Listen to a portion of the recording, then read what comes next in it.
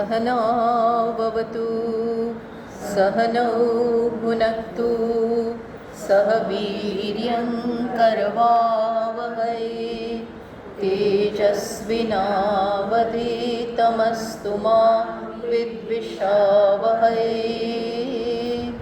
ॐ शान्ति शान्ति शान्तिः। ॐ वागीशाद्यासु मनसः सर्वार्थानामुपक्रमे यन्नत्वा कृतकृत्या स्युः तं नमामि गजाननम्।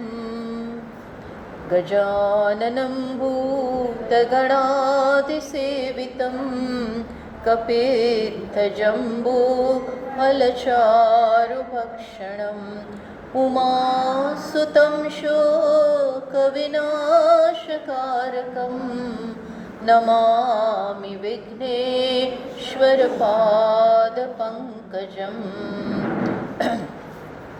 હવે આપણે શિવજીનો એક ધ્યાન શ્લોક છે એ હું બોલું છું આજે, પછીથી તમને આપી દઈશું જો તમને તમારી પાસે નહીં હોય તો.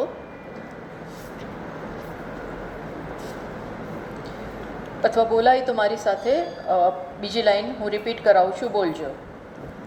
વંદે દેવમુમાપતિં સુરગુરું વંદે જગત્કારણં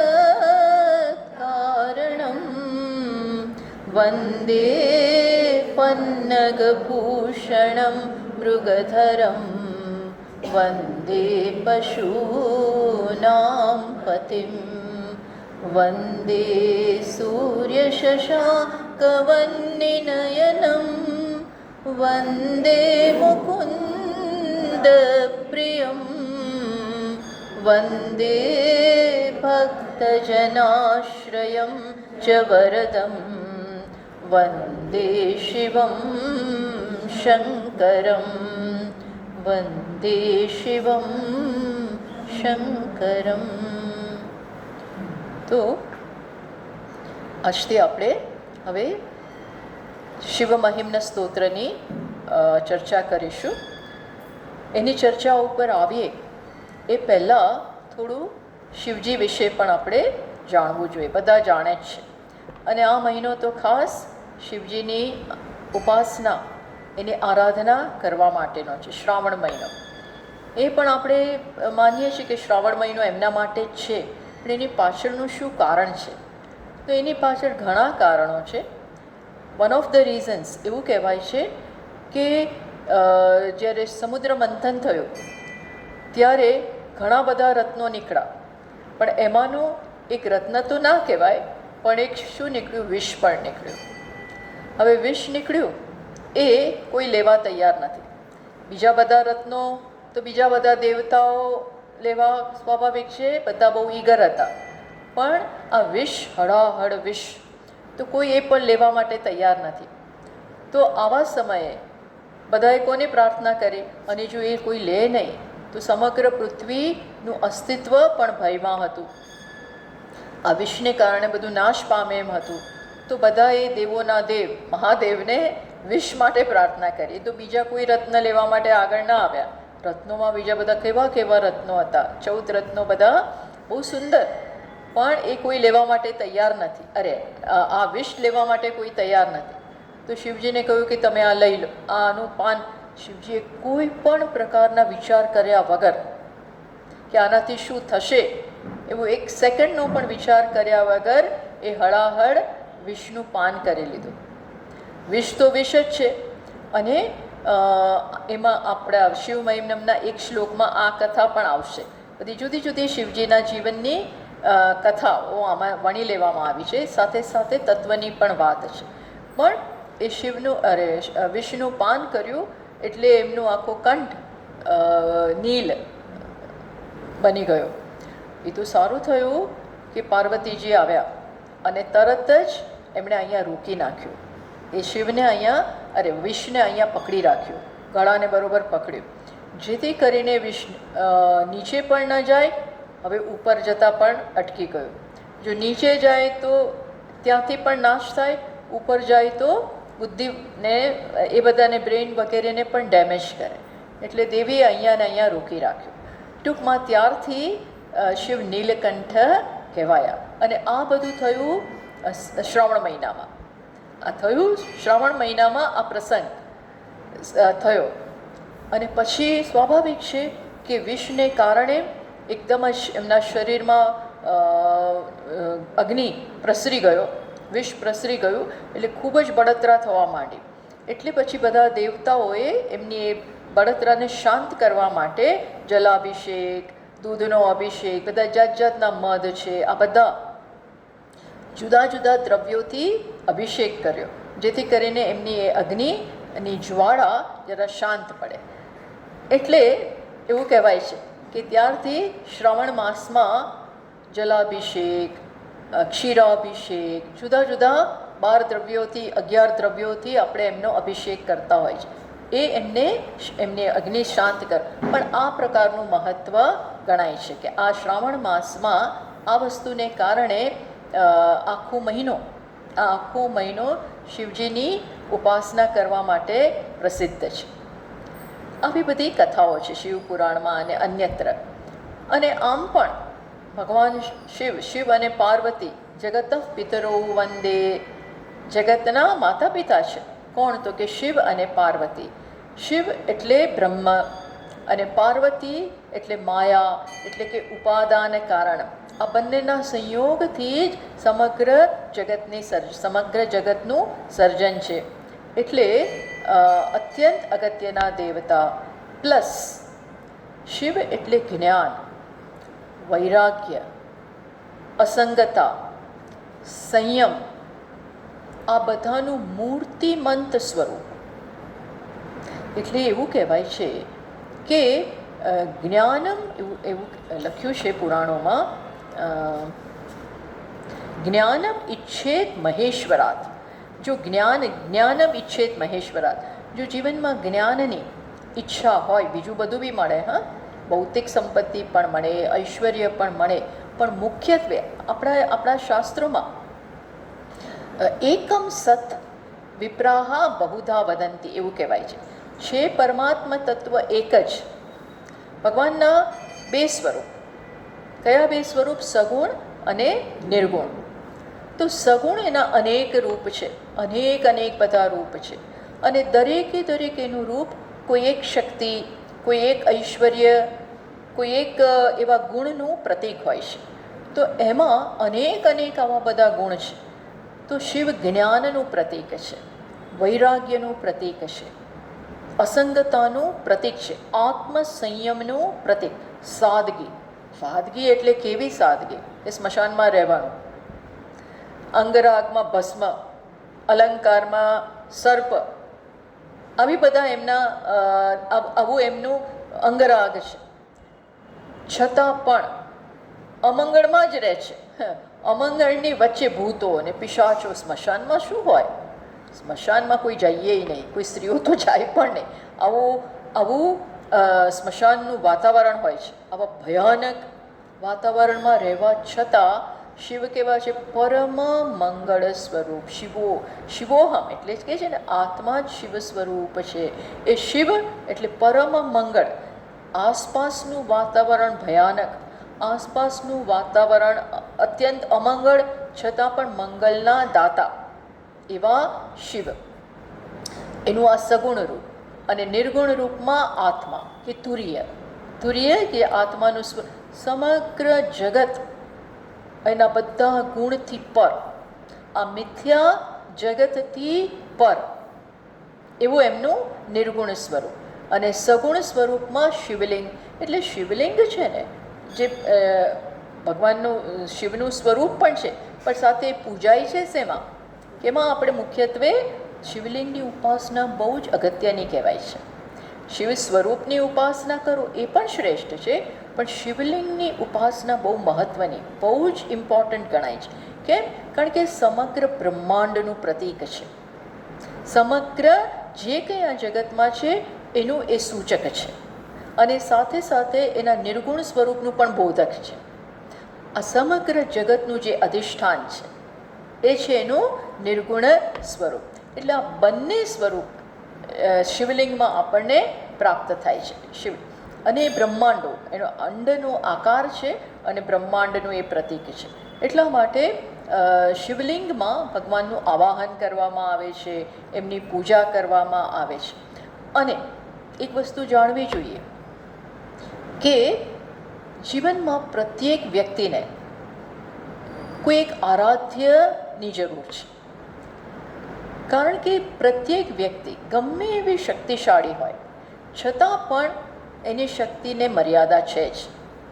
ઘણા બધા સ્તરે દરેક વ્યક્તિ અલ્પ હોય છે, મર્યાદિત હોય છે.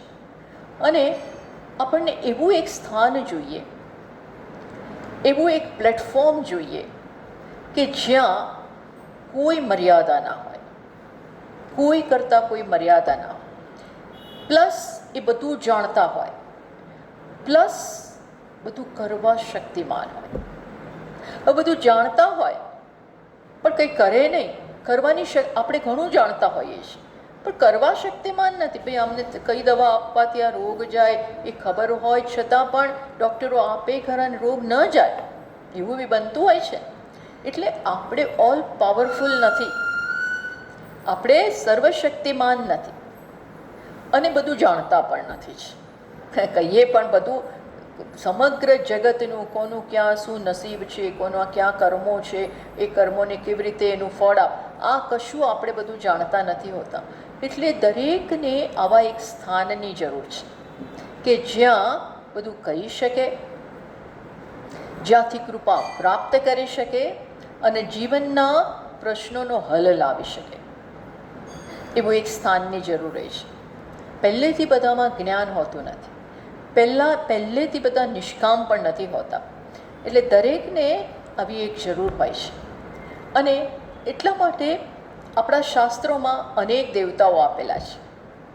એકમ સત વિપ્રાહા બહુત, એક જ તત્વ છે પણ મહાત્માઓ શું કહે છે, વિપ્રો શું કહે છે કે અનેક રૂપમાં એ આપણને પ્રાપ્ત થાય. ધારો કે શક્તિ જોઈતી હોય તો દેવીની ઉપાસના કરો, પ્રેમ જોઈતો હોય, ઐશ્વર્ય જોઈતો હોય તો કૃષ્ણની ઉપાસના કરો, વિઘ્નોને દૂર કરવા હોય તો ગણેશની ઉપાસના કરો, નિરોગીપણું જોઈતું હોય તો સૂર્યની ઉપાસના કરો.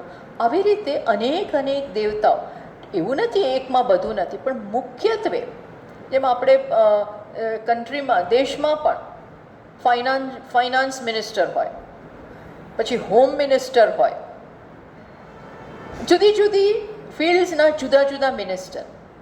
વાય? કારણ કે એને લગતા પ્રોબ્લેમ હોય તો આપણે એમની પાસે જઈ શકીએ. એવી રીતે આ દેવતાઓ જુદા જુદા કાર્યો સંભાળે છે. એકની જ અભિવ્યક્તિ છે, એક જ તત્વની અભિવ્યક્તિ છે, પણ જુદા જુદા. તો એ રીતે શિવજી કોનું છે, સંહારનું પણ પ્રતીક છે, જ્ઞાનનું પણ પ્રતીક છે, વૈરાગ્યનું પ્રતીક. એટલે જે જ્ઞાન માર્ગમાં આગળ જવામાં જિજ્ઞાસુઓ હોય એ બધા શિવની ઉપાસના કરે. બીજા બધા બી કરે, એની ના નથી, અને એવું થાય પણ છે. પણ મુખ્યત્વે જ્ઞાન જોઈતું હોય તો શિવની ઉપાસના બહુ ફળદાયક બને. એવું નથી કે કૃષ્ણની ઉપાસના કરો તો ન આવે, પણ મુખ્યત્વે શિવ. કારણ કે એક સાધકમાં જે બધા ગુણ હોવા જોઈએ કે જ્ઞાન હોય તો એના માટે વિવેકની જરૂર છે, વૈરાગ્યની જરૂર છે, આત્મસંયમની જરૂર છે, અસંગતાની જરૂર છે. તો આના માટે તમે એ અસંગતાનું જે મૂર્તિ છે, અસંગતાનું જે મૂર્તિમંત સ્વરૂપ છે એવા શિવ પાસે જાઓ, એની ઉપાસના કરો તો એ તમને અને આપણા હૃદયમાં જે ઈચ્છાઓ છે, જે ભાવ છે એને વ્યક્ત કરીએ. આપણે એને વ્યક્ત ક્યાંક કરવા જોઈએ. એટલે ભલે બીજા બધા દેશના વેસ્ટર્ન ફિલોસોફર્સ વગેરે આપણી મૂર્તિ પૂજાની બહુ જ ટીકા કરે છે, અત્યંત ટીકા કરે છે. ક્રિશ્ચિયન લોકો, બીજા બધા જ, આપણે કોઈનું નામ દેવા નથી માંગતા, બહુ ટીકા કરે છે. અને એ લોકો તો એ હદ સુધી જનારા છે કે બધી મૂર્તિઓનો નાશ કરે છે, ધ્વંસ કરે છે. કારણ કે એ શું માને છે કે પથ્થરની પૂજા કરો છો, તમે આ પથ્થરને પૂજો છો? અરે અમે પથ્થરને નથી પૂજતા. આપણે ત્યાં તો આપણો સિદ્ધાંત કે આપણું સત્ય તો શું છે કે પ્રત્યેક નામ અને રૂપ સમગ્ર જગત ઈશ્વર જ છે. ઇવન ગામડાના ભોળા લોકો હોય ને કાંઈ જાજી ખબર ના હોય તો રસ્તામાં પેલા માઇલ્સ લખવા માટે જે આમ મૂક્યા હોય ને માઇલ સ્ટોન, જેમાં માઇલ લખી હોય, એને શિવજીનો એ આવા શેપનું હોય, એને પાણી રેડી દે, દૂધ રેડી આવે. એને બિચારાને ખબર નથી, પણ એની ભાવના ઉત્કૃષ્ટ છે. જુઓ, જે જ્ઞાન, જે ઘણું વાંચીને પણ તમે ના જોઈ શકો કે આ ભગવાન છે, એવા સાદા સરળ હૃદયના લોકો એમાં પણ ઈશ્વર જુએ, એમાંય શ્રદ્ધા રાખે અને જળ અર્પણ કરે, દૂધ, પણ એને એની ઈચ્છા એ પૂરી થાય. ટૂંકમાં આપણી ભાવના વ્યક્ત કરવી પડે. માત્ર અંદર હોય એ પૂરતું નથી. જેમ તમે ભાવનાને વ્યક્ત કરો એમ એ દ્રઢ બને. પ્રારંભમાં ભાવના, આપણા હૃદયના જે ભાવ છે એને વ્યક્ત કરો. ક્યાં કરો? તો જે તમારા આરાધ્ય દેવ છે, જેમ વ્યક્ત કરતા જાઓ એમ હૃદય શુદ્ધ થાય, ભાવના દ્રઢ થાય. મારા મનમાં ભાવ છે પણ હું કાંઈ કરું નહીં, તો કદાચ એ ભાવનામાં ઉણપ છે. ઇન ધ બિગિનિંગ આ જરૂરી છે. પછી એકદમ દ્રઢ થઈ ગઈ પછી માત્ર તમે એ આરાધ્ય દેવને તમારા આત્મ સ્વરૂપે જ જોશો. એ સ્ટેજે પણ માણસ પહોંચી જાય. પણ પ્રારંભમાં આ જરૂર છે. હું મારામાં ઈશ્વરત્વ નથી જોઈ શકતો કે નથી જોઈ શકતી, તો આપણને એક આલંબનની જરૂર છે. બધી રીતે આલંબનની બિગિનિંગમાં જરૂર છે. કયા આલંબનની? ગમે તે આલંબનને, પણ જે ઈશ્વરનું દ્યોતક હોય. એટલે આપણને આવા ઘણા આલંબનો આપવામાં આવ્યા છે. ત્યાં તમારી ભાવના પ્રગટ કરો, વાત કરો, સંબંધ બાંધો. આ બહુ જ અગત્યનું છે. ઈશ્વર સાથે એક સંબંધ, વ્યવસ્થિત સંબંધ જોઈએ. અને સંબંધ એમનેમ નથી થતો. કંઈક પ્રેમની અભિવ્યક્તિ, કંઈક ભાવનાની અભિવ્યક્તિ. કંઈ નહીં તો એક દીવો કરો, કંઈ નહીં તો અગરબત્તી કરો, કંઈ નહીં તો એક બદામ મૂકો, અથવા જે મૂકવું એ મૂકો. પત્રમ પુષ્પમ ફલમ તોયમ યો મે ભક્ત્યા પ્રયચ્છતિ. ભગવાન કહે છે ગીતામાં કે હું વસ્તુનો ભૂખ્યો નથી. તો વસ્તુ આપનારા તો બહુ બધા છે આ જગતમાં, બહુ બધા ધનવાન, કેવાય રાજા મહારાજાઓ બધા થઈ ગયા. અત્યારે બી મિલિયોનેર ને બિલિયોનેર ને બધા બહુ છે. હું વસ્તુનો ભૂખ્યો નથી. હું શેનો ભૂખ્યો છું? ભાવ. ભક્તિ પ્રિયો હિ માધવ. માધવ એટલે ઈશ્વરને શું પ્રિય છે? ભક્તિ. અને ભક્તિ એટલે હૃદયનો ભાવ. જેમ બાળક પોતાનો ભાવ માતા પાસે, પિતા પાસે પ્રગટ કરે, જઈને ગળે વળગે, કાંઈ નહીં તોય, પણ એને પૂર્ણ વિશ્વાસ સાથે જાય છે કે મારી મા સાચવી લેશે. પિતા પાસે ખોળામાં જઈને બેસી જાય. એમ આવા ભાવથી વિશ્વાસ કે મને એક્સેપ્ટ કરશે કે નહીં. કંઈ નહીં, તમે જાઓ, કંઈક બોલો, કંઈક આપો, કંઈ નહીં તો ત્યાં જઈને બે હાથ જોડો. એટલે સરેન્ડર, શરણાગતિ આવી જ ગઈ. અને શરણાગતિ કહેવાય. હું શરણ થાઉં છું તમને. એ શરણાગતિમાં મેં ઈશ્વરને ઊંચા સ્થાને મૂક્યા અને મારી જાતને, મારા અહંકારને નીચો બતાવ્યો. જ્યારે જરૂર પડે ત્યારે હું મારો ભાવ અને ભાવ સાથે કંઈક આપું. આમ ભગવાન કહે છે આવી રીતે ભક્તિભાવથી, સ્નેહના ભાવથી કંઈક પણ મને અર્પણ. પાણી છેવટે મોટી મોટી વસ્તુ નથી. એ કહેતા નથી મને બિલી જ આપો, એમ બિલી આપો એમ કરીને આખા ઝાડ ખલાસ કરે. અત્યારે એટલા બિલી ચડે છે, એટલા બિલી ચડશે, લાખ ને 1.25 લાખ ને એવું કરીને આખા ઝાડને બિચારાને ખલાસ કરી નાખે. આવું બધું ઠીક છે, પણ આ બધું હું બહુ માનતી નથી કે બધી વસ્તુ ડિસ્ટ્રોય કરી દેવી આ રીતે. ઝાડને તો એ ઝાડ શિવ જ છે, બિલી એ પોતે જ શિવ છે. આપો 1-2 પણ આખા ને આખા 1.25 લાખ ને 1.5 લાખ ને 2 લાખ ને એમ કરી કરીને આખું ઝાડ તમે ખલાસ કરી નાખ્યું. અને આવા 1-2 ના હોય, આવા કેટલાય હોય. આપણે એમાં પડવા નથી માગતા. એવો બી આગ્રહ નથી કે અમુક પત્ર જ જોઈએ, તુલસી જ જોઈએ કે પછી દુર્વા જ જોઈએ કે પછી બિલી જ જોઈએ. ના, પત્રમ પુષ્પમ ફલમ તોયમ. જે પત્ર, જે પુષ્પ, મોટા મોટા ફળની એ વાત નથી કે મને ડ્રેગન ફ્રૂટ આપો કે મને કેરી જ આપો. ના, ગમે તે. શબરીએ શું આપ્યું? એ ચાખે એઠા આવું કહેવાય છે, એઠા બોરા. પણ કેવી રીતે આપ્યા? ભાવથી. ભાવ જ જુએ છે. તમે શું આપો, ખીચડી આપો તોય ચાલે. કેટલી બધી જગન્નાથ ઓડિશામાં, એટલે ત્યાંની કેટલી બધી આવી કથાઓ છે ને કે પ્રેમથી નાયા ધોયા વગર એ સવારના પોરમાં ઉઠીને ખીચડી બનાવતી હતી, તો ભગવાન મંદિર છોડીને આવીને એ ખીચડી આરોપતા હતા. અને આરતીનો ટાઈમ થાય તો એટલે ભાગી જાય કે જલ્દી જવા દો. એટલે કોઈએ કહ્યું, બધા પ્રીસ્ટો હોય ને એકદમ નીતિ નિયમો માનનારા, કે આ તું શું નાયા ધોયા વગર.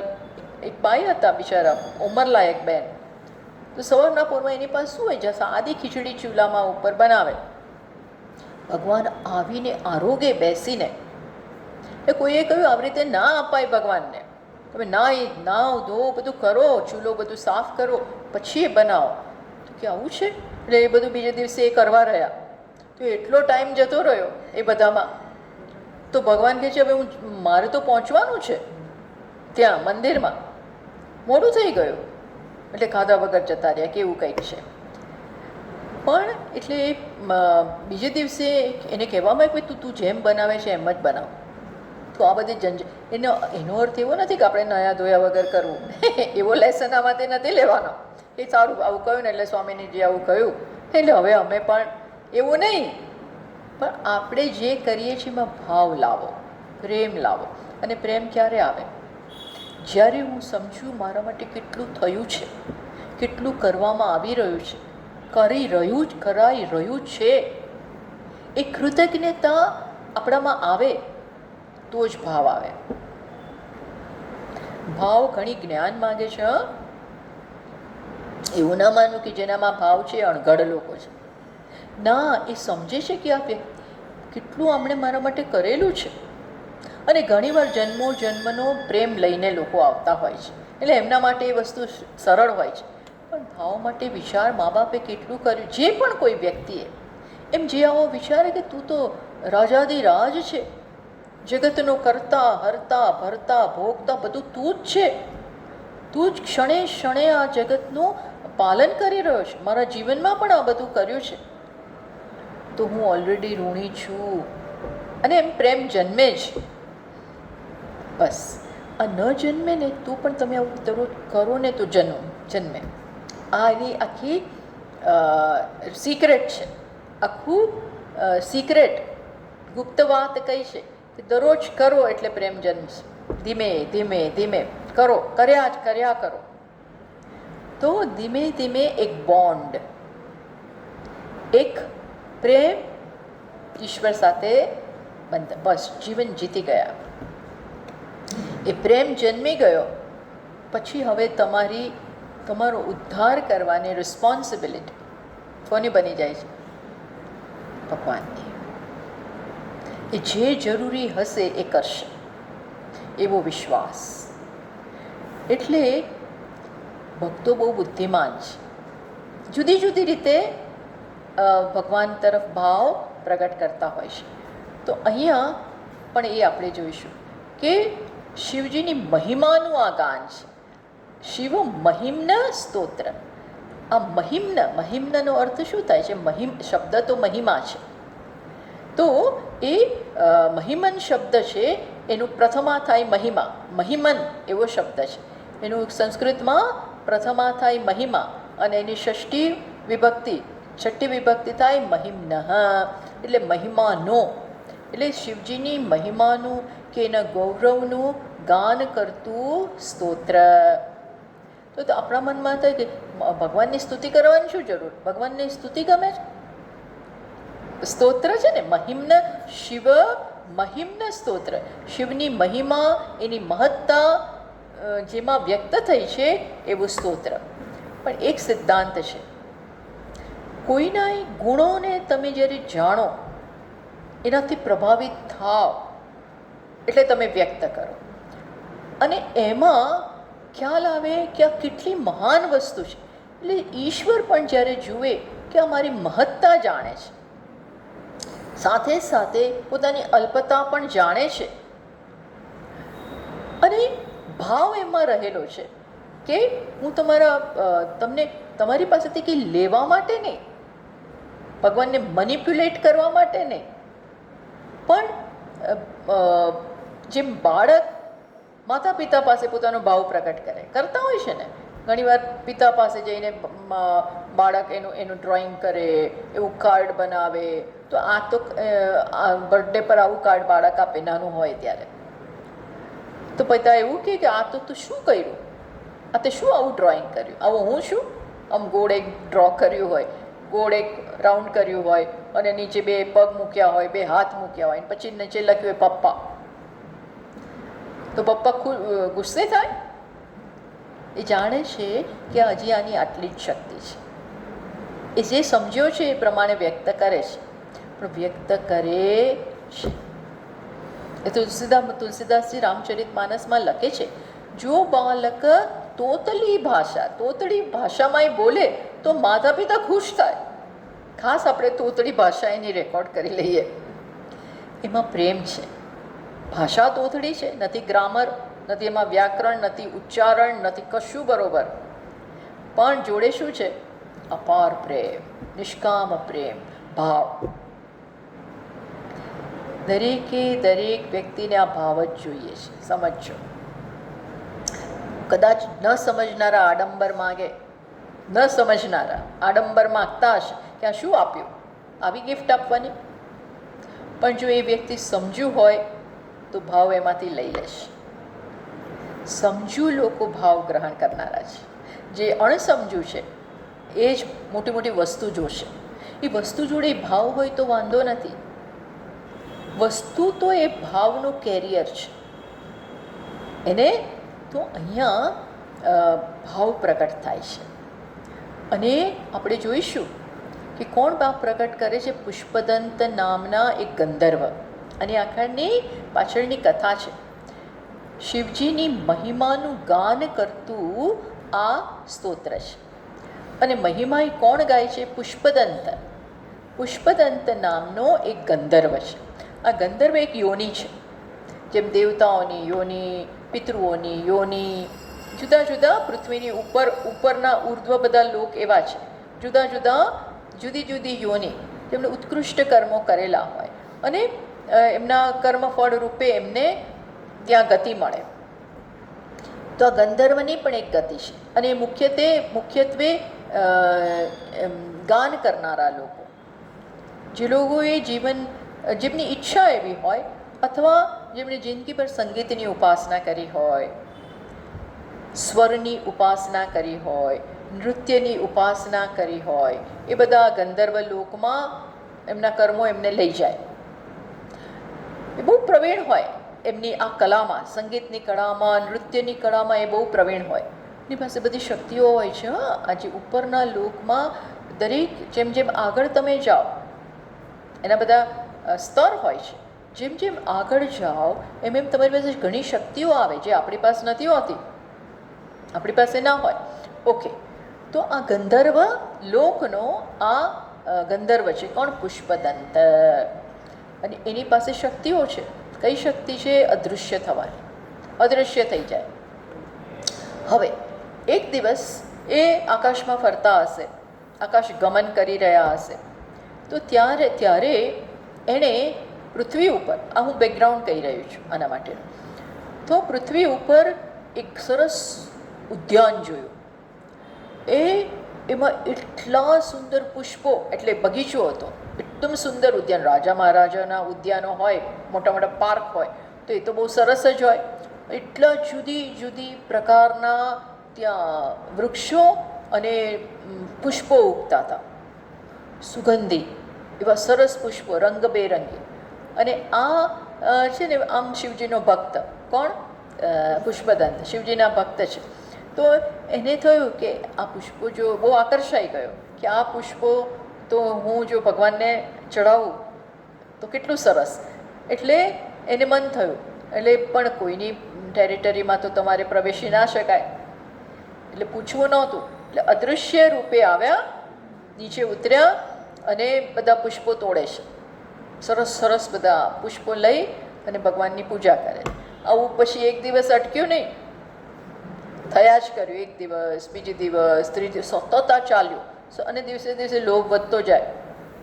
વધારે ને વધારે પુષ્પો લઈને શિવજીની ઉપાસના કરે, પૂજા કરે. પછી એક દિવસ રાજાને ખબર પડી. એમની પાસે ખબર બધાએ કહ્યું એમને બધા માણસોએ કે બહુ બધા પુષ્પો ચોરાઈ જાય છે, સારા સારા બધા પુષ્પો તો ચોરાઈ જાય છે.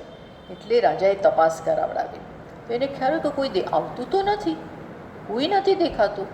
એણે કેમેરા મૂક્યા હશે, સર્વેલન્સ માણસોએ બધું જોયું હશે, સીસીટીવી એના માણસો. એના દ્વારા ખબર પડી કે કોઈ આવતું નથી, કોઈ કરતાં કોઈ આવતું તો છે ને, પણ પુષ્પો ચોરાય છે. પુષ્પો હોતા નથી, હમણાં હોય અને પછી સવારે ઉગ્યું હોય ને પછી જતું રહે છે. એટલે રાજાને ખબર પડી ગઈ કે આ કોઈ એવી અદૃશ્ય શક્તિ હશે, કોઈ લોકનો કોઈ હશે આ જે આવીને આ બધું કરે છે. ચોરી તો કરે જ છે, ચોરી તો થાય જ છે. એટલે એમણે શું કર્યું, એ બધું જાણતા હોવા જોઈએ, રાજા બી બહુ બધું જાણકાર હશે. એટલે એમણે શું કર્યું, મંદિરમાં કે જ્યાં શિવજીની આરાધના થતી હોય ને ત્યાં એનું બિલ્વપત્ર, ફૂલ બધું ચડાવેલું હોય. એ ચડાવેલી વસ્તુ હોય ને એ તમે લઈ લો સાંજે, ત્યારે એને શું કહેવાય? નિર્માલ્ય. શું કહેવાય? એમને જે ચડાવ્યું હોય આપણે, મુખ્યત્વે પુષ્પો અને બિલીપત્ર કે જે પણ, અને એ લઈ લઈએ. આખો દિવસ ના રાખી, સાંજે એમને શયન થાય એ પેલા બધું લઈ લેવામાં આવે. એને શું કહેવાય? નિર્માલ્ય. શું કહેવાય? નિર્માલ્ય. એ નિર્માલ્ય પણ તમને ખબર હોય છે કે આપણા હાથમાં આવે, કોઈ બિલીપત્ર ચડાવેલું બિલીપત્ર આપણને આપે તો આપણે શું કરીએ? આમ ફેંકી દઈએ. આપણે આમ એને પણ માન આપીએ અને પવિત્ર હોય એટલે આમ તેમ કરીએ, જેથી અમને પણ એ મળે. તો હવે એનું અપમાન ના થવું જોઈએ. શેનું? નિર્માલ્યનું અપમાન ના થવું જોઈએ. એટલે રાજાએ શું કર્યું, એ નિર્માલ્ય બધે વેરાવી દીધા. બગીચામાં સર્વત્ર એ નિર્માલ્ય બધે મુકાવડાવી દીધા, વેરાવ્યા અંદર. હવે આ બિચારાને ખબર નથી, ગંધર્વને આ ખબર નથી. એટલે તો એના દરરોજના નિયમ પ્રમાણે આવ્યા અને ફૂલ છૂટવા માંડ્યા. પણ છૂટે છે ત્યારે કોના પર પગ મૂકે છે એનું ધ્યાન ના ગયું. એ નિર્માલ્ય ઉપર પગ મૂક્યું, પગ મૂકી અને આ બધું એ કરે છે. હવે એ પ્રોસેસમાં આ નિર્માલ્યને પગ મૂકવાને કારણે એને એક ખોટું કામ થઈ ગયું. એટલે આવો જ્યારે અપરાધ થઈ જાય ત્યારે તમારી શક્તિ ક્ષીણ થાય છે. એવરી ટાઈમ આપણે અપરાધ કરીએ, ખોટું કામ કરીએ, ત્યારે આપણા ગુણ હોય કે શક્તિઓ હોય એ ક્ષીણ થતી હોય છે. ખોટું બોલીએ, ગુસ્સો કરીએ, આપણે કહીએ છીએ ને મારું પુણ્ય જતું રહ્યું. ઘણીવાર આપણે કહીએ, ઘણા કહે છે ને કે આમ તો તમે અપવાસ કરો છો શ્રાવણ મહિનામાં અને ગુસ્સો કેટલો કરો છો, જુઠ્ઠું કેટલું બોલો છો. તો એના બદલે ન કરો. શું કહે છે? ભૂખ્યા રહી અને પછી આવે બહુ ગુસ્સો, તો કે તું ના કરીશ પણ તું ગુસ્સે ના થઈશ. આ કરીને પછી ગુસ્સા કરે છે ને તો બધું જતું રહે છે. આવું કહેતા બધું આપણે લોકલ ભાષામાં આ બધું બોલતા હોઈએ છીએ. વિચ મીન્સ કે દરેક આવા ખોટા કામથી કે આપણા સ્વભાવને આવી રીતે આપણે બહાર વ્યક્ત કરીએ, લોભને, કામને, ક્રોધને, ઈર્ષાને, આ બધું કોકના ઉપર નાખીએ તો એનાથી મારા ગુણોનો નાશ થાય છે, ક્ષીણ થાય છે. તો એવું આમાં પણ થયું. પુષ્પદંતજી પાસે કઈ શક્તિ છે? અદૃશ્ય થવાની વગેરે શક્તિઓ છે. એ જેવી એમણે આ નિર્માલ્ય ઉપર પગ મૂક્યો અને એના ઉપર ચાલીને આ બધું કરે છે તો એ શક્તિ તરત ક્ષીણ થઈ ગઈ અને એ વ્યક્ત થઈ ગયા, એ દેખાઈ ગયા કે તરત જ રાજાના માણસો ત્યાં ઊભા જ છે, ચોકીદારો, અને એમણે એમને પકડી લીધા. પકડી લીધા, રાજ દરબારમાં રજૂ કરે છે અને એણે સ્વીકાર્યું કે મેં અપરાધ કર્યો છે, હું ઘણા દિવસથી આ વસ્તુ કરી રહ્યો હતો, સ્વીકારી લીધો. તો રાજાએ તો માફ કરી દીધા કે જે હોય, પણ એને મનમાં, કારણ કે આમ તો ભગવાનનો ભક્ત છે ને, એટલે એને થયું મેં આ રાજાનો તો અપરાધ કર્યો જ કર્યો, પણ મેં મુખ્યત્વે કોનો અપરાધ કર્યો? ચોરીનો માલ ન ચડાવાય. ચોરીનો માલ તમે ભગવાનને ના ચડાવી શકો. ભગવાન કે તું મને આપે છે શું? એટલે એને ખ્યાલ આવ્યો કે મેં સાક્ષાત ભગવાનનો જ અપરાધ કર્યો. એટલે હવે એ ક્ષમા માગે છે. એક અપરાધ જે થઈ ગયો છે એનો પશ્ચાતાપ કરવા માગે છે. શું કરવા માગે છે? પશ્ચાતાપ. અને ખરા હૃદયથી એને અપરાધની લાગણી ફીલ થઈ રહી છે. તો પશ્ચાતાપ કેવી રીતે કરવો? માફી માગે છે, પણ એના બદલે હવે સ્તુતિ કરે છે કે હું ભગવાનની કઈ રીતે માફી માગું, કઈ રીતે મારાથી થઈ ગયેલી આ ભૂલનો પશ્ચાતાપ કરું. તો એણે નક્કી કર્યું કે હવે ભગવાનની હું સ્તુતિ કરીશ. શું કરીશ? સ્તુતિ કરીશ. એ રીતે એમની સાથે વાત કરીશ, એ રીતે વળી પાછા એમની કૃપા પ્રાપ્ત કરીશ. આપણે ઘણીવાર કોઈકનો અપરાધ કર્યો હોય તો માફી માંગીએ, બેસીએ, હવે ફરી નહીં થાય, જુદી જુદી રીતે એને ફરી પ્રસન્ન કરવાનો પ્રયત્ન કરીએ. એમ પુષ્પદંતજી પણ આ પ્રયત્ન કરે છે. એટલે એમણે શું નક્કી? સ્તુતિ કરીશ.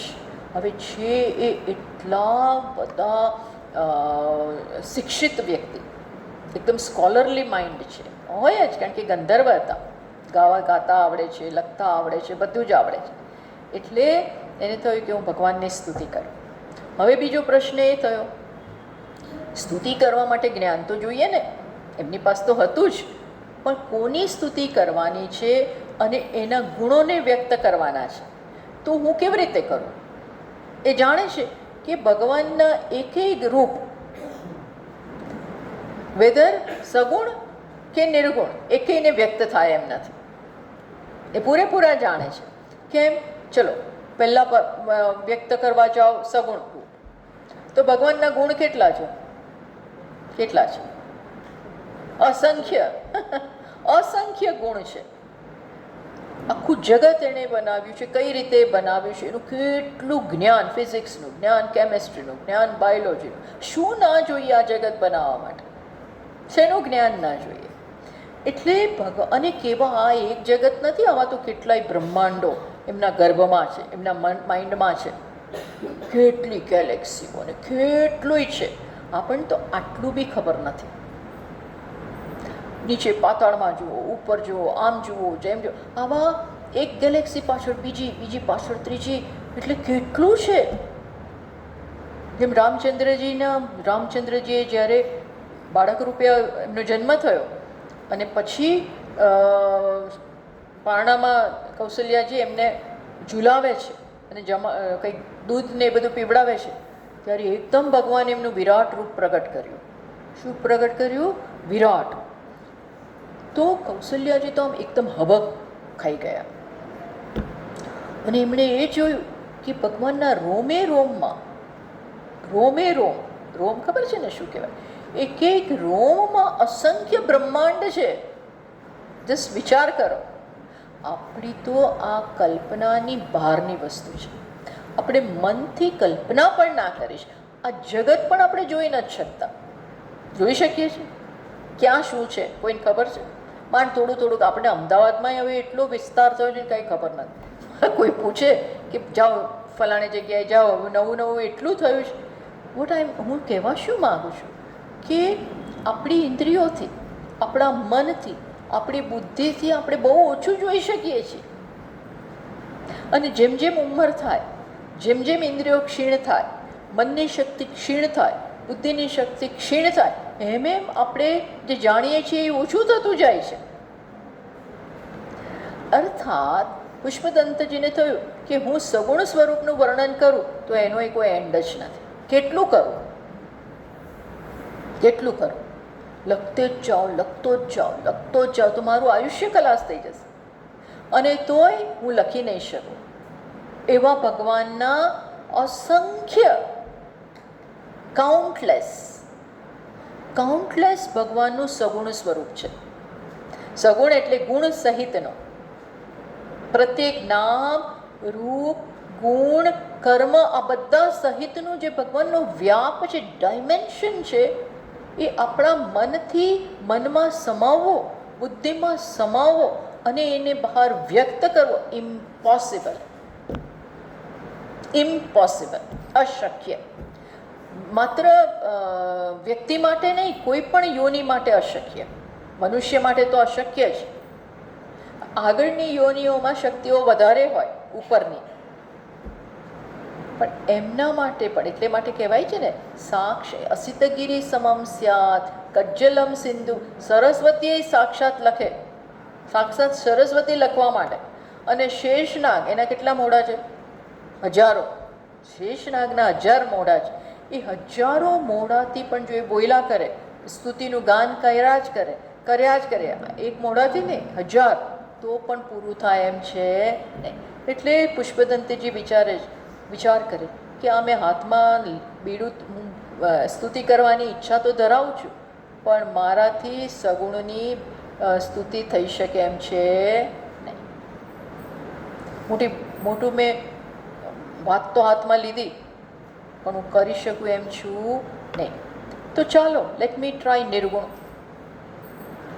સગુણ શક્ય નથી, તો શું બીજું શું ટ્રાય કરી શકાય? નિર્ગુણનું સ્વરૂપ વર્ણન કરવાનું. હવે નિર્ગુણમાં તો ગુણ જ નથી. એના નામ પ્રમાણે નિર્ગુણ એટલે શું? ગુણ રહિતનો, એટલે સાવ બેગુણ નહીં એવું નહીં. નિર્ગુણ એટલે સાવ નકામો છે એવું નહીં.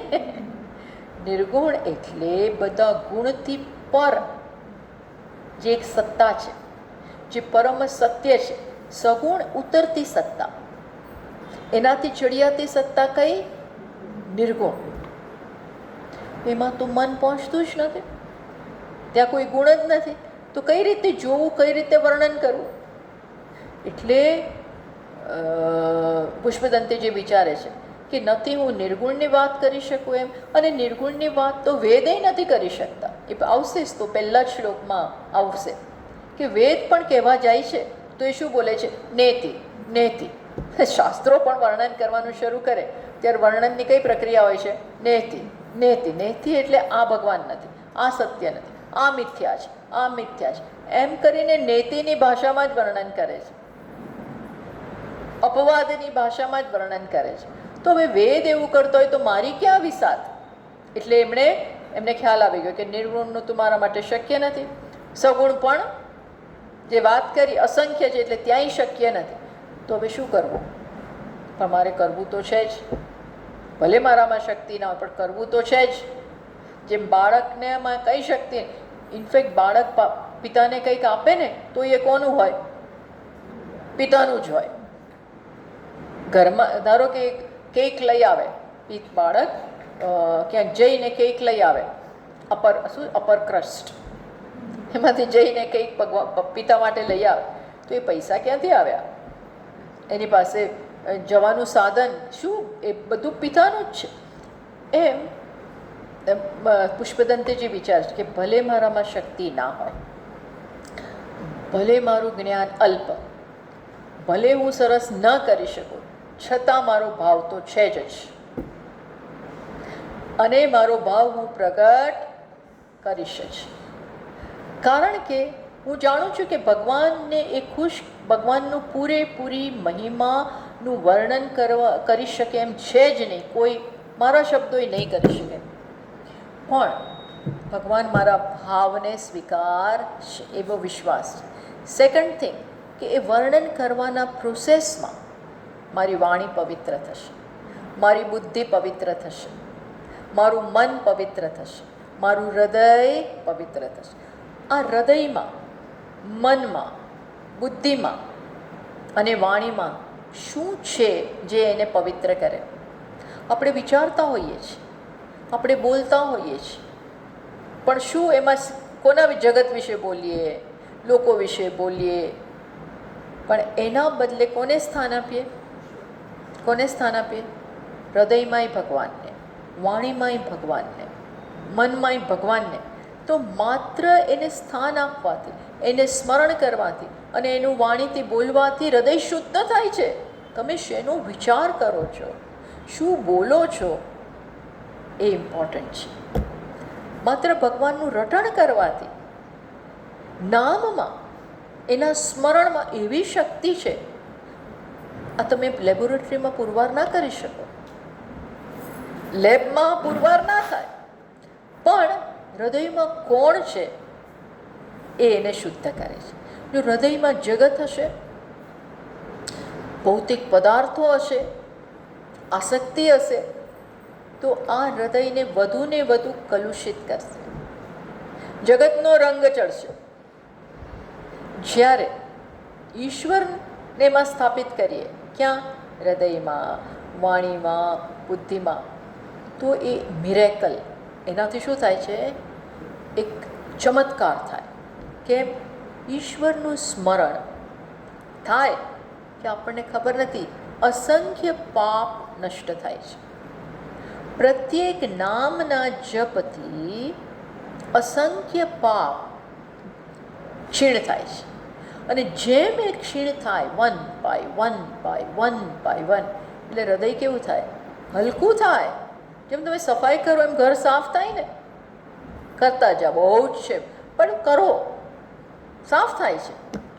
એમ ભગવાનનું નામ આવું છે, ચમત્કારિક અસર લાવનારું છે. એટલે પુષ્પદંતજી બહુ બ્રિલિયન્ટલી, બહુ જ બુદ્ધિપૂર્વક રીતે પહેલા જ શ્લોકમાં કહેશે કે હું કંઈ કરી શકું એમ નથી, પણ તોય કરીશ. કારણ કે એનાથી વહેલા તો હું બાળક જેવો છું, તો તમે માતા પિતા જેવા છો, તો મારા બોલવાથી તમે નાખુશ નહીં જ થાઓ, ખુશ થશો. સેકન્ડ થિંગ કે એનાથી મારું હૃદય પવિત્ર થશે, વાણી પવિત્ર. એટલે હું આ કંઈ માગતો નથી, પણ મારા હૃદય અત્યારે જે કલુષિત થઈ ગયું છે, અપરાધ થઈ ગયો છે, એને દૂર કરવા માટે હું આ કરવા માગું છું. આવી રીતે સુંદર રજૂઆત કરે છે, જસ્ટિફાઈ કરે છે.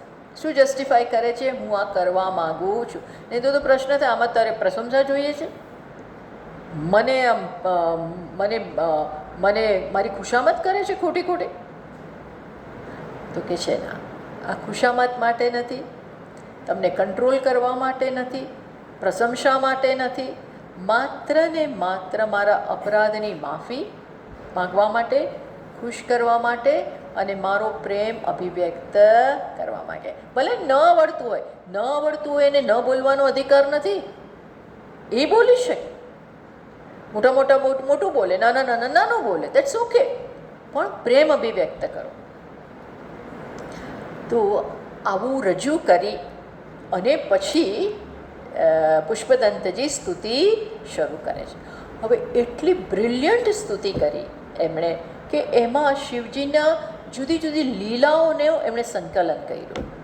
કેટલી લીલાઓ કરી છે શિવજીએ, એનું સંકલન કર્યું. અને એવું સ્તોત્ર રચ્યું છે ને કે ભલભલા સ્કોલરો આ ના કરી શકે સંસ્કૃતના. અને એટલું અટપટું પણ છે, બહુ અઘરામાં અઘરું આ સ્તોત્ર છે, ઉચ્ચારણમાંય અઘરું, સમજવામાંય અઘરું, પણ છતાં મોસ્ટ પોપ્યુલર, સૌથી પોપ્યુલર લોકપ્રિય આ સ્તોત્ર છે. એમને નહીં, કારણ કે એમાં એવી પ્રકારની લીલાઓનું વર્ણન છે અને એ તમે ગાઓ પ્રેમથી, તો શિવજી તો આમે ભોળા જ છે. ભોલે બાબા કહેવાય ને, શિવજી એક જ ભગવાનને ભોલે બાબા નામ છે. સાવ ભોળા, તર્ક ના કરે, તરત ખુશ થઈ જાય. અને આ એવા એક નામ શું છે? આશુતોષ. આશુતોષનો અર્થ શું થાય? આશુતોષ એટલે શું? જે ઝડપથી, એકદમ ઝડપથી ખુશ થઈ જાય. એને ખુશ કરવા માટે બહુ ના કરવું પડે. એટલે ભક્તો માત્ર પાણી રેડે, પાણી શું ચીજ છે, શું વસ્તુ છે, પણ એમને બસ એ કરો એટલે હું ખુશ થઈ જાય. આશુતોષ, આવા ભોલે બાબા છે. સરળમાં સરળ, ત્યાં એવા સરળ છે કે ઇવન રાક્ષસોને વરદાન આપી દે, ભૂતોને વરદાન, પિશાચોને વરદાન. એ બધા એમની મંડળી બધી આવી જ છે. એમનું ગ્રુપ કોણ છે? ભૂત ને પિશાચ ને ડાકીને શાકીને આવા બધા, એ બધા એમના પરમ ભક્ત. હા, અને ભલભલા અસુર ને વરદાનો આપી દીધા છે. એમના જોવાય કે આ કોણ છે, બસ તપશ્ચર્યા કરે છે, નામ લે ઓમ નમઃ શિવાય, ઓમ નમઃ શિવાય. ખુશ. રાવણ, હિરણ્યકશિપ, આવા બધા જાત જાતના એમની પાસે ફાવી ગયા તામસિક તત્વો. કેવા? પણ એમનો સ્વીકાર ત્યાં છે. હા, એમનો અસ્વીકાર ત્યાં નથી. વિષ્ણુ ભગવાન ના સ્વીકાર કરે એ આ બધા નહીં. જગતનું, કારણ કે એમનું કામ જુદું છે. એમનું કામ કેવું છે? વિષ્ણુ ભગવાનનું પાલન કરવાનું કામ છે, મેન્ટેનન્સ. હવે મેન્ટેનન્સમાં આવા તત્વો ના ચાલે, એ તો તમારે દૂર જ કરવા પડે. શિવજીને આવું કાંઈ નથી. એટલે બધાને હાથ વરદાન, વરદાન, વરદાન. ત્યાં સુધી કે પેલો કોણ હતો એક ભસ્માસુર, ભસ્માસુરને વરદાન આપી દીધું. તો ભસ્માસુર શું કહે છે કે મને એવું વરદાન આપું, કોઈનાથી મરું નહીં, કોઈ કરતાં કોઈથી હું મરું નહીં, અને જેને પણ હું આમ જેના માથા ઉપર હાથ મૂકું ને એનો નાશ થાય એવું વરદાન આપું. તો શિવજી કે તથાસ્તુ. તો પછી પેલો કે છે મારે ડેમો કરવો છે, મારે જોવું છે કે મારું તમે વરદાન આપ્યું છે એ સાચું જ પડે છે કે નહીં. તો ક્યાં કે તમારા માથા ઉપર જ મૂકું. એટલે પછી શિવજી ભાગ્યા. આવી કથાઓ છે. ભાગ્યા પછી કોને એમને બચાવવા પડ્યા? ભગવાને મોહિની રૂપ લીધું અને એમને પછી વિષ્ણુ ભગવાન. અને એનીવે આ તો આ દ્વારા એમનું ભોળાપણું, એમને તરત પ્રસન્ન થઈ જવું, આ બધા ગુણ. અને પ્રસન્ન થાય તો જ્ઞાન આપી દે. આપણે બધા તો જ્ઞાનના સાધકો છે. એટલે આવું એકદમ સુંદર સ્તોત્ર પુષ્પદંતજી એની રચના કરે છે. અને એવા ટીકાકારો છે, ખાસ કરીને મધુસૂદનજી મહારાજે આ શિવનું સ્તોત્ર છે, છતાં પણ એને હરિનો અર્થ થાય એવી ટીકા કરી છે. આ જ સ્તોત્ર જે ઓબ્વિયસલી શિવજીનું સ્તોત્ર છે, તો એમણે 2 ટીકા લખી છે. એક ટીકા કેવી રીતે અર્થ કર્યો છે શ્લોકનો કે શિવજીનો અર્થ થાય એવો અર્થ, એવી ટીકા કરી. અને એક ટીકામાં આ જ શ્લોકમાંથી હરિની સ્તુતિ થાય એવી ટીકા એમણે કરી છે. એટલે હરિને હર એ બંનેના અર્થ એમણે આમાંથી કાઢ્યા. આપણે એમાં નહીં પડીએ, આપણે તો માત્ર આ જોઈશું. શું જોઈશું? હરનો. હર એટલે શું? જે પાપનું હરણ કરે, પ્લસ બધાના ભાવને સમાવી લે, ભક્તોના ભાવને, એમના જે પણ એમનામાં છે એ બધાનો એ સમાવેશ કરે, ઈચ્છાઓ, એ હર. બીજું નામ છે મૃડ. મૃડ એટલે પાલન કરે. આવા બધા ભગવાનના અનેક નામ છે, અનેક એમની લીલાઓ છે. એ બધું આપણે મહિમ્નમાં જોઈશું. આના જેવું સ્તોત્ર નથી. આના જેવું ઉત્કૃષ્ટ કોઈ સ્તોત્ર નથી. તો એનો અભ્યાસ અને બધી રીતે અઘરું છે, ઉચ્ચારણમાંય અઘરું છે. તો આપણે જ્યારે દરેક પ્રત્યેક શ્લોક લઈશું ત્યારે એનું ઉચ્ચારણ પણ હું તમને શીખવાડીશ, જેથી કરીને તમે જ્યારે ગાઓ ત્યારે એનું ઉચ્ચારણ શુદ્ધ હોય. શુદ્ધ ઉચ્ચારણ, એવું ભગવાન તો ગમે તે ભાષામાં બોલો એ સાંભળવાના જ છે, પણ તોય સરસ રીતે કરીએ એનો આખો આનંદ જુદો છે. અને ભગવાનને આપો એટલે ગમે તે ના અપાય, ખરેખર તો આપણે શ્રેષ્ઠ આપવું જોઈએ. તો ઉચ્ચારણ પણ હું તમને પ્રત્યેક શ્લોકનું શીખવાડતી જઈશ અને એને સમજાવતા જઈશું. તો આ પ્રકારે આપણે આવતા વખતથી સ્તોત્રમાં આપણે પ્રવેશીશું. ભલે. હરિ ઓમ. પૂર્ણમદ પૂર્ણમિદં પૂર્ણાત પૂર્ણમુદચ્યતે પૂર્ણસ્ય પૂર્ણમાદાય પૂર્ણમેવાવશિષ્યતે. ઓમ શાંત શાંત શાંતિ. હરિ ઓમ. શ્રી ગુરુભ્યો નમઃ. હરિ ઓમ.